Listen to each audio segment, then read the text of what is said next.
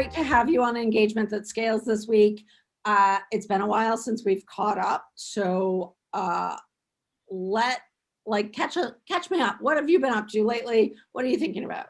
Yeah, so there's been a lot that's happened since we last connected. Still been doing the podcast, right? So I've had a lot more interviews and continued to put out episodes there. I've really found that community has been sort of, I'd say, quote unquote, trending.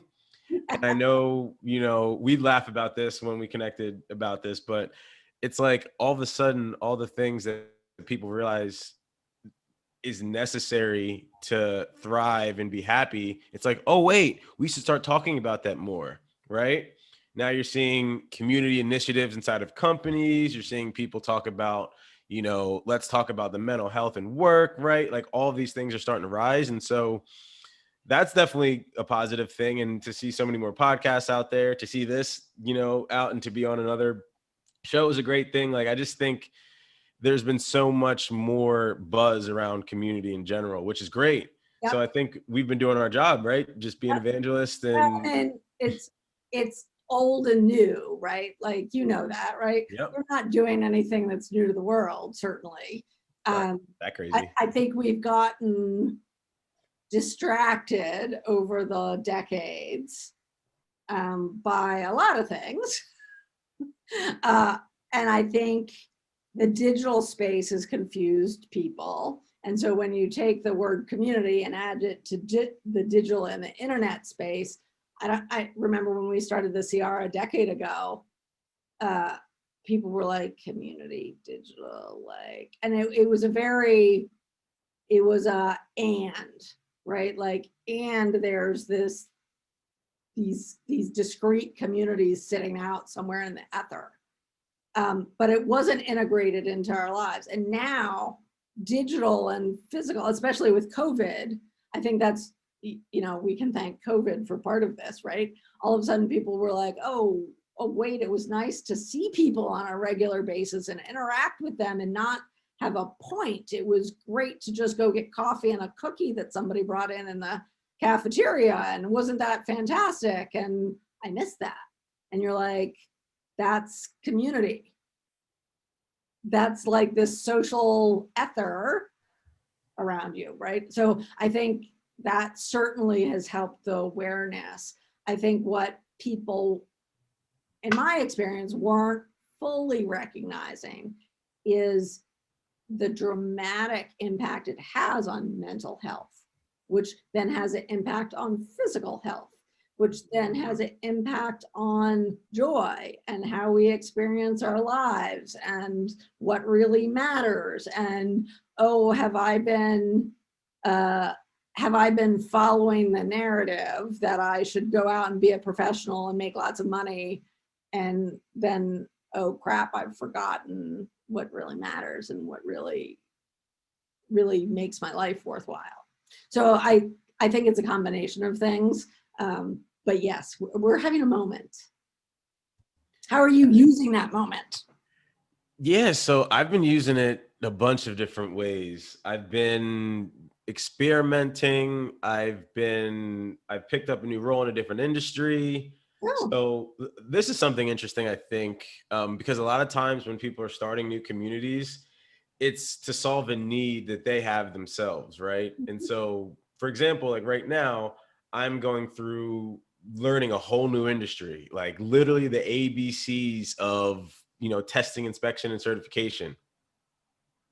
No idea what that is, right? No clue.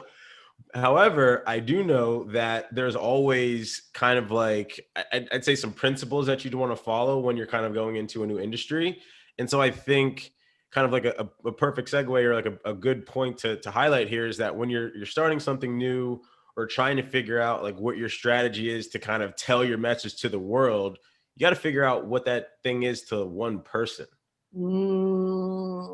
Because the thing that I struggled with when and this came from doing 3 or 4 podcasts, right? But the thing that I struggled with was communicating my message out to the world, right? It's you go in, you try to think the message that's going to resonate with the other person that you're trying to reach, and then you write it, and then they don't respond. Or you make a great series, right? You do 10 episodes and you're like, this is going to be awesome, but you don't get the support that you need. Right. And so I think that the biggest thing to think about is like, try to get that first conversation with that passionate person that's not you, right? And get someone to understand that message to the point to where if we were in New York and you were just walking by in your neighborhood and you just saw this thing on, a tree, right, that said, Travis cares about community. Give him a call if you want to talk community, right? Just that simple. And if people walk by, they'll see that and they'll be like, oh, yeah, Trav's that guy in the neighborhood that likes community. Like that simple. But like the thing, like a lot of people I feel struggle with getting that message about what they stand for and who they're about, especially when it comes to trying to think about engagement that scales to millions of people. Well, so like the interesting thing is, and actually it has to do with why we started this series, which is I I thrive off of having interesting conversations with a really diverse group of people. And I would do that sporadically as I had time, right? Like, some weeks were better than others, whatever. And then I realized I was having all these interesting conversations. And I was like, one, why not schedule them so I make sure I'm having an interesting conversation? And two, why not help people be on a fly on the wall? Because it's not like we're talking about anything incredibly personal. I mean, maybe we could, but like that's not the point. And what community is, it always starts with Meg Wheatley, who is a leadership thinker, says it all comes down to the first conversation, right? Like you've got to have a conversation with one person before you can have a conversation with 10,000, right? It doesn't scale any other way. And I think what I've seen in the organizational world is people try and skip that. And they're like, we just need to innovate. We just need to collaborate. And I'm like, but you're treating everybody transactionally today. So like, you're not going to flip a switch and all of a sudden the conversation is going to be different. You have to show. You just flip a switch, Rachel, and then it switches. That's how it works. If you know the switch, please you just push the red button on the wall that everyone wants to push, and then everything is fixed. And it's innovated, right? Company comes down with, metrics and goals that they need you to hit, and you have a meeting and a brainstorm session and an offsite, and you hit 100 million. You know what? You're going to sell a lot of community solutions to a lot of people that way. Oh, I have the switch. I got it. I was actually just on the call before this, and I think before leading up to this call, one of the things I'm interested in talking to you about is like authenticity and leadership, which I've been thinking about a lot. And I had this aha moment. I've been on a couple of management teams, which then also means you're in board meetings. And in both situations, I was the only woman in the room. One was in Silicon Valley, and both in the tech industry, and one was in Massachusetts. One was younger than the other. You can guess which one.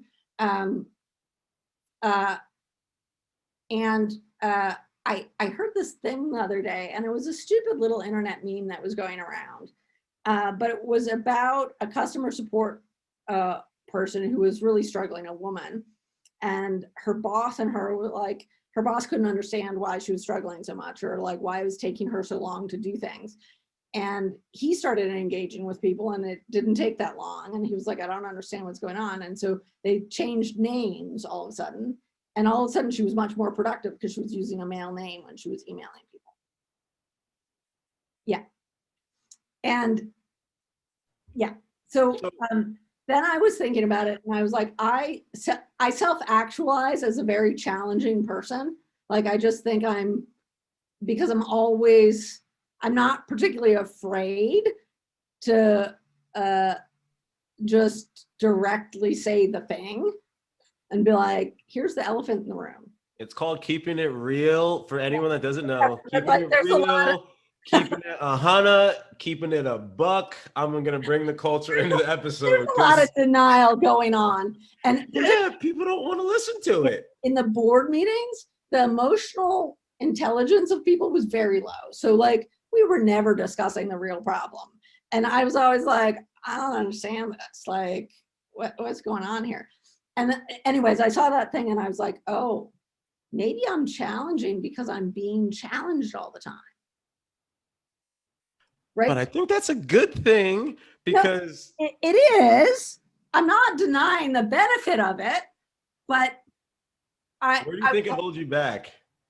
it's not, maybe it's not me. People just aren't listening to me and I insist on being listened to, which is the problem.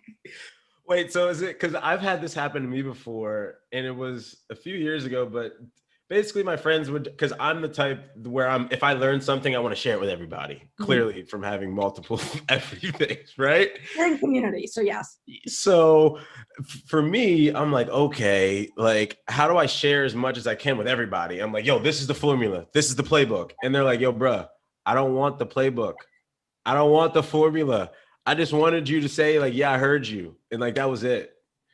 And I'm like, oh, you didn't want the full playbook, fam? You didn't want, Switch. yeah. I was like, I gave you the switch. Here They're you like, go. no, I They're want like, the easier switch. yeah, they're like, no, not that one. Like, we just, no. Too big of a button, Yeah. Trav. You needed the little I one. can't do that. That makes me too uncomfortable. I have to work at that switch, right? Yep. So the extension of that was, um, oh, so I learned not to actually share more than I had to because I was shut down. Meaning I could, like, there's only so challenging I'm willing to be in any situation, right? And then I was like, oh well, but if I'm not being authentic, I can't deeply connect with people, right? So I'm self-moderating, so then I'm not connecting. And if I'm not connecting, I can't lead. And so my leadership challenges, so like this all started looking at a leadership grid of like, this is all the things you have to do to be a leader. And I was like, sure. Let me Okay. try to like figure out which ones. Ping, I got this. I don't Well, got this. Work on that. I got all of those things. And I was like, it was a Peter Drucker, it was an image of a Peter Drucker philosophy. And I was like, it completely ignores power. Right. And so it's kind of like there's a meme that goes around every once in a while, like it doesn't take anything to be kind, to be this, to be whatever. I'm like, yeah, but if you're being challenged, it actually takes a lot of effort to be kind. Like you have to keep arresting your natural inclination to argue. It's called the late night FM DJ voice. You just got to learn how to calm down. Yes. And not everybody needs to learn how to calm down. That's also true. People without power need to learn to calm down because otherwise they're angry and they get completely dismissed.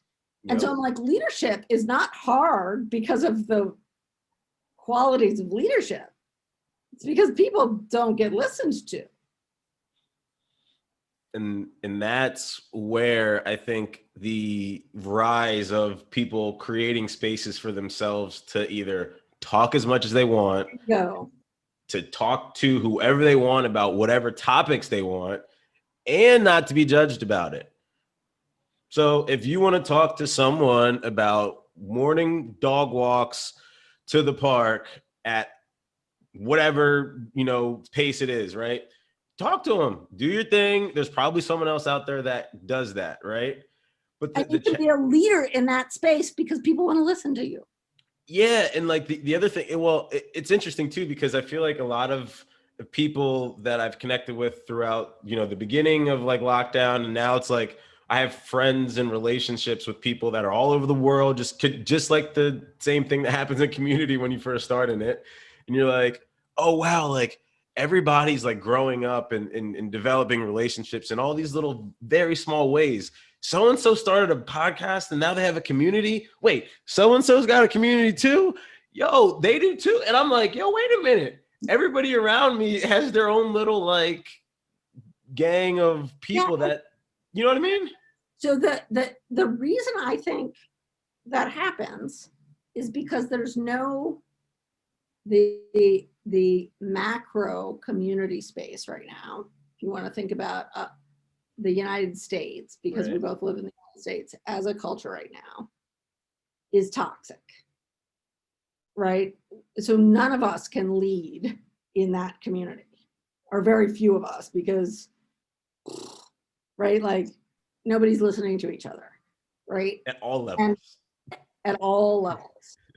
And in order to feel whole as a person, you need to like you need to feel seen and heard. And if you want to have the confidence to go out in that broad community and be challenging, which is required if you want to have a conversation in that broad community, you have to have a community that makes you whole, that you can use as a springboard, right? Like you need to have that space that you can come back to, that's safe, that you know you will be validated in, so that you know you're not crazy, right? So it doesn't, like, so you don't get gaslit by everything else going on. So this is why I'm interested in kind of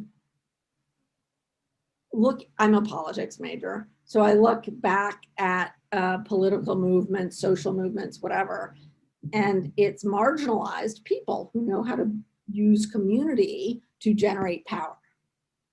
And it always surprises people with structural power, because they're like, you don't have any power. Like, what are you doing? And you're like, you don't I'm talking about understand. resources, fam. What you mean? You don't understand social power. You only understand the hatchet. And that leadership model is really toxic. So talk to me about that. Like, what's your impression of that? Because I really lean, I went to a women's college, and so I really lean on that group to be my safe space, as we experience the world differently. And so, like, if people are being insane, we can all go back together and be like, does this look insane to you in the same way it looks insane to me? Mm-hmm. Okay, then I can go out and deal with the insanity and not have it break my psyche. Meaning, I may not be able to change it, but at least it's not like I'm not questioning myself. Right. What's your, like, I guess my question is more specific, which is, how did you grow up and learn community was so important? That's a great question. So growing up, I, I don't think it was I'm going to get very spiritual for a second. So for anyone that kind of like thinks about like religion or Taoism or anything about, right, like the universe and energy, you think about these things, right? And it I always bring things back to sports Mm. for me personally, because grew up playing sports, right? So when I was 6, right, started playing baseball. The first thing that I learned was that your mom takes you to baseball practice, right? And it's sometimes like mom got straight off of work at 5:30. She didn't even have time to change her clothes, and she took me to practice at 6 o'clock, right? And at practice, moms would just be sitting there and be like, yo, today was crazy. And I never thought about that. But like that's what the moms used to like get out some of the frustrations from the day, to get unpissed off about having to take all their kids to the baseball practice, right? Their kids were their social artifact.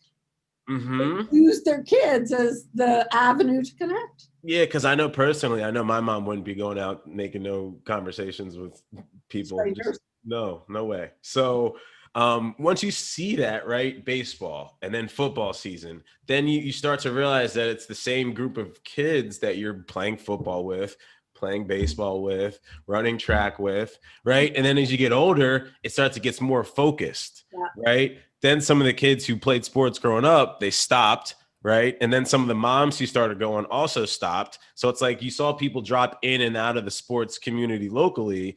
But then when you got back to high school, it was all over again, right? You had football team dinners, whose mom was going to host what, right? So then by default, your parents, they didn't even realize it. Like no parents were like, we freaking love this community stuff we're doing. Said no mom ever at a team dinner on a Friday. It's just what we did, right? And so I think that notion of that's what I mentioned. Comment because I think it's hard, particularly to be male in our culture and be vulnerable enough to connect. Mm. So See, I'm weird because I've been like that since I was a kid because I'm just super curious. yeah, So like going down the I'm just street. saying, I think sports is an appropriate outlet or a socially validated way for men to connect. Yeah, and I'd say like it teaches us things, and this is something interesting too, to where for me, for example, I went to a private university, African American, and my university probably was like 1%, right? Mm. So it was already like I was already, outcast. So on top of that, I was probably one of the few that also played sports. Mm. I had a completely different experience than those African Americans who did not play sports versus those who did, right? And so the ones who did, we came out and we were like, yo, we're ready. We made connections. Like we grinded, we got it in. We won some bowl games, we won some conference championships, right? Like we got it Yeah, in. shared experience. Right. And Yeah. then you got the other ones like a couple years later, we have conversations and I'm like, yo, what school did you go to? Because we went to school, crossed over, and I was like, yo, why you didn't? They were like, no. And I was like, what do you mean? Like, what happened? And they were like, what do you mean you didn't hear? I was like, I was too busy trying to go back and forth to New York to learn how to be in business. Like, I don't got time. No, I don't know what happened. And they're like, oh man, like you should have heard. And I was like, oh. And then you hear how their difference is compared to yours, and you're like, yo, I didn't have to do any of that. Mm. I didn't ever have that feeling on campus. And then you realize that people that were just like you walked in the same shoes in the same campus, but had different experiences. But they didn't walk in the same shoes. Well, sorry, they walked next to you Similar. in different shoes and similar They had shoes. Adidas on. They were just different colors. Yeah, I wore my Nikes. They had their Adidas on, and I was like, that's all right. But But, you get what I'm I saying. think that is a critical foundational piece of empathy, right? To start understanding that your experience may look superficially like somebody else's experience, and they may conceptualize or like it may be completely different. And so you can't make assumptions. Like you can't be like, hey, you look and act exactly like me. You must have like share the same exact understanding of like that experience. And they're like, no. And I think that's like 90% of our problem in connecting with people is we make assumptions based on all sorts of crazy stuff, some obvious stuff and some not so obvious stuff, rather than uh, really asking people and be like, so you were a unique person, Travis. How did you experience that?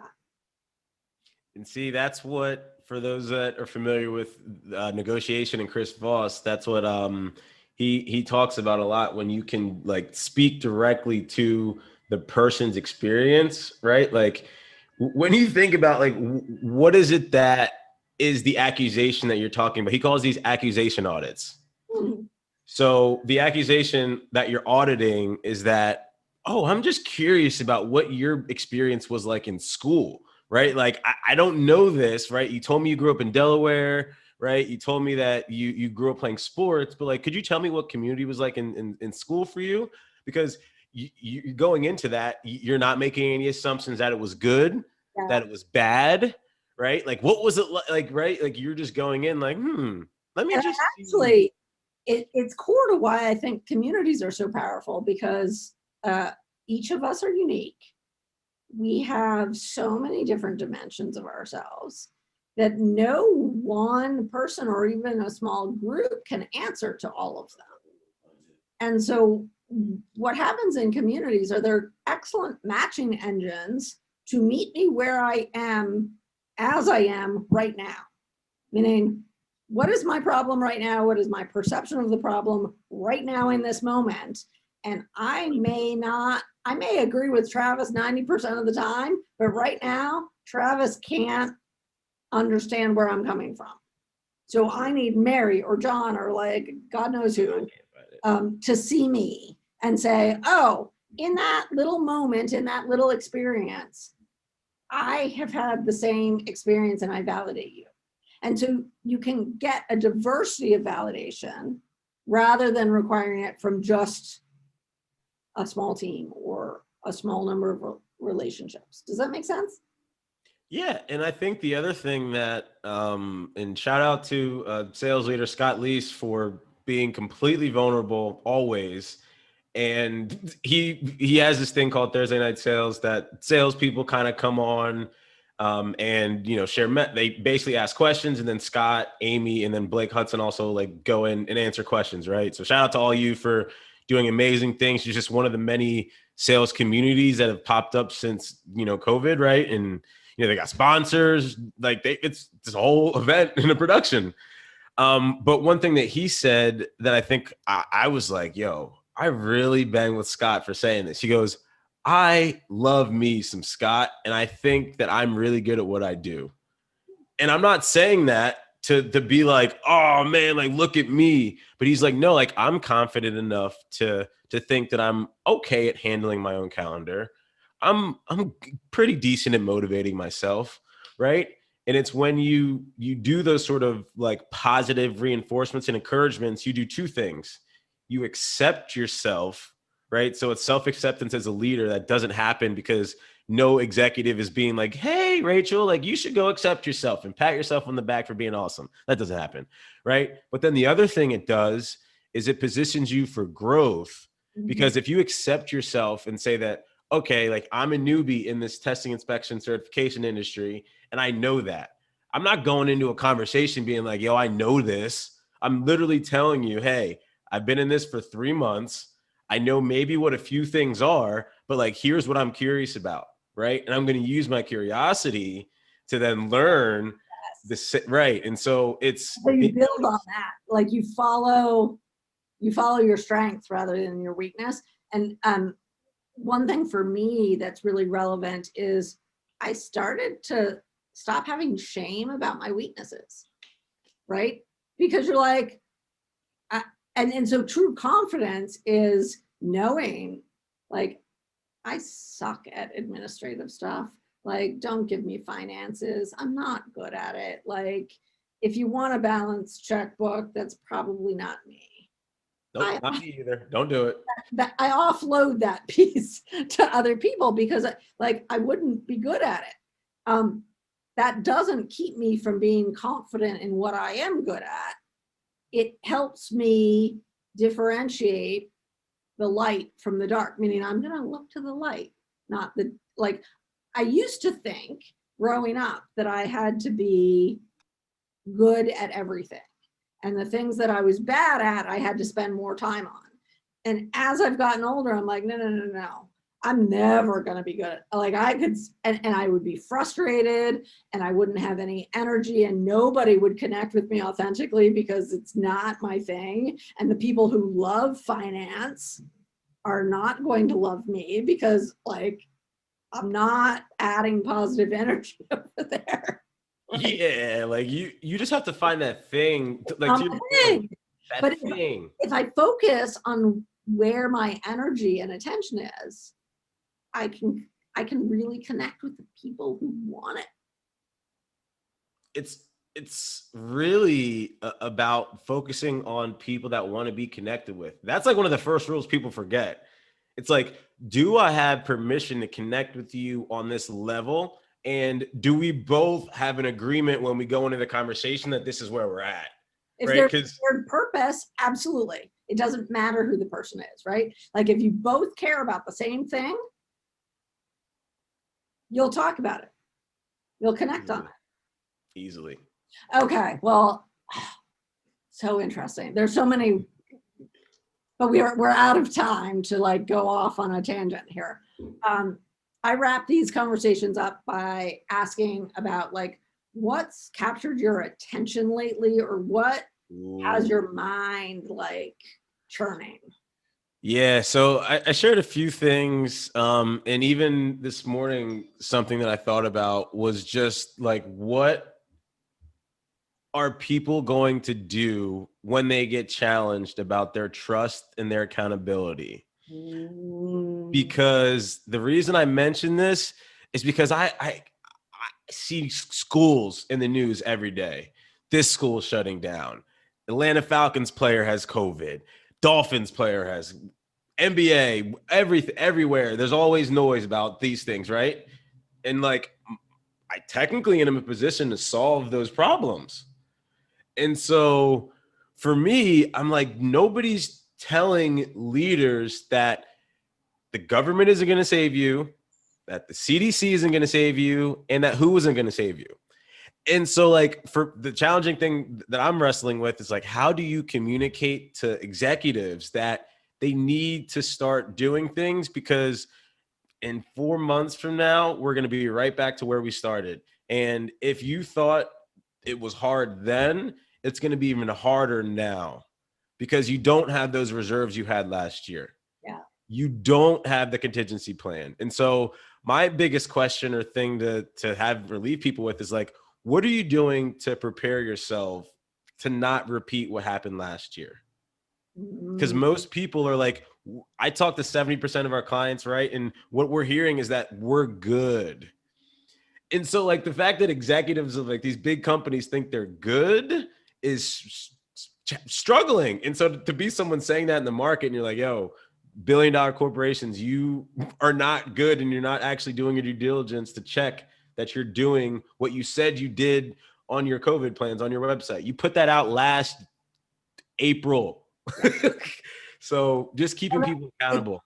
It's interesting too, because it's an incremental thing that has a cliff, right? Trust is one of those things you can go days or weeks or whatever and have that eat away kind of incrementally, and you hardly notice it. And then there's this inflection point, and you're very, very fragile to that cliff. If you're not growing trust, you're fragile to that cliff, and you don't know exactly where the cliff is. Psst, secret. All businesses are on that cliff right now. And that's the part to where it's like, how do you communicate that? It's like that. It's like, yeah, you're either going to tilt her off or we're going to find a way to keep you level. Like what I have found is there's a lot of anxiety. People know the world is changing. Yep. And you and I probably share a bias that community is part of the answer to that. We'll put that over here though. But community is very esoteric to that set of people right now. They don't know the how. They don't know how to get started. And a lot of people are telling them to spend a lot of money here, there, and other things. So like, how do I distinguish between a lot of money here and a lot of money there, right? So I think that's what's keeping them from taking that leap. They don't have confidence in which direction to leap. Mm-hmm. And I think the other thing that just one suggestion for executives, and this is something that we community people talk about, right? Who's being ignored right now? And when I say who, I'm going to put in a business talk and label your organization in parts, right? So when I say who, I'm talking operations. When I say who, I'm talking sales and customer success.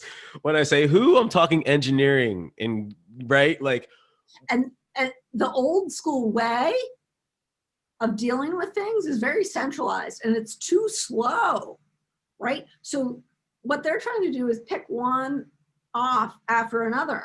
And I'm like, yeah, but like that doesn't work because the It'll person take too long. You're gonna be here forever. like is gone by the time you get around to them. Like they're gone. Like that doesn't work. So that's very prescient. The thing that's intriguing me right now is the role of communications and vision in creating shared purpose and alignment. So I got to thinking about organizations and I was like, you know, if you chase profitability, you are inherently antagonistic to your customers and employees. You have to squeeze them. Like, at least superficially, like the way you get profitability is paying less or doing less and getting more. And so who are you going to get that from? Either your employees or your customers, right? Like that's your ecosystem. And so we're all in this divisive antagonistic state. Like we all want the Oreo, we all want the cookie, we're fighting over the cookie. And the role of leadership right now is to be like, hey, there is a huge box of cookies out there. Like stop fighting about the cookie on the table and let's all go get that box of cookies together and then we all have cookies. I'm trying to hibernate when everyone else is out here doing all the other craziness. Like I'm trying to go. I feel like we're so self-obsessed in our organizations that we can't see that there's a box of cookies out there. We're all like chasing the cookie on the table inside. Right. And it's like, no, fam, like if you left the house, and this is something I'm learning too early on, that like if I just left the house more, right, to go adventure and see what I'm gonna pick up, it's like, yeah, you go adventure off into the NFL or the MLB and you're like, oh, look what you found. Yeah. Goody you. Well, that creates energy and it doesn't resolve all the problems. There's still problems that need to be resolved. Right.